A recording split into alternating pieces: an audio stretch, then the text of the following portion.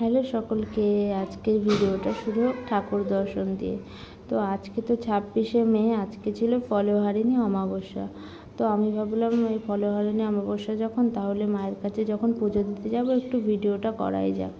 তারপরে দেখো তোমাদেরকে দেখাচ্ছি। দেখো আমি আজকে বেল গাছে 4 পাতাওয়ালা বেলপাতা পেয়েছি। তো আমি ভাবলাম ঠাকুরকে দিই আর তোমাদেরকেও একটু দেখাই, তাহলে আমার স্মৃতি হিসাবে আমি এটা দেখতে পাবো। তো এই বেলপাতাটা না আমি পেয়েছি, আজকে সোমবারও ছিল। তো তারপরে আমরা রেডি হয়ে গেলাম পুজো দেওয়ার উদ্দেশ্যে। আর এই দেখো ব্যাগে আমি যখনই ব্যাগটা নিয়ে যাই, ব্যাগের মধ্যে সমস্ত কিছু নিয়ে যাই। তো তারপরে দেখো বরমশাইয়ের গাড়িতে চেপে চলে যাচ্ছি আমরা পুজো দেওয়ার উদ্দেশ্যে। তো কত সবুজ দেখো বাইরেটা, কত সুন্দর আমরা যাচ্ছি। তো যেতে যেতে দেখো ক্রসিংয়ে চলে আসলাম। এই ক্রসিংয়ে না এত অসুবিধা হয় যেতে, বাবারে পেছনে ঝাঁকুনি লাগে ছেলেকে নিয়ে কোলে।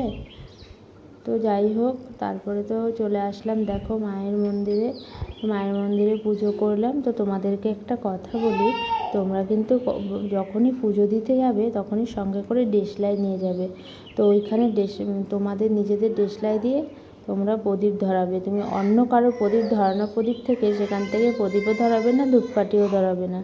তো এটা আমি তোমাদেরকে বলে দিলাম।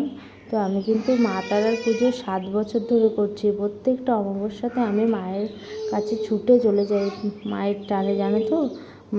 মায়ের কাছে যা চাবে তোমরা সকলে তাই পাবে। মা কিন্তু খুবই জাগ্রত মা। তো যাই হোক, আমি তো পুজো টুজো দিয়ে একটু দোকানে গেছিলাম, আমার একটু ডিশ নেওয়ার ছিল, জানো তো। এই চারকোনা ডিশগুলো আমার পছন্দ হচ্ছিলো না, তো আমি নিয়ে নিলাম ডিশ। তারপরে আমি গেছিলাম একটু কিছু নেওয়ার ছিল।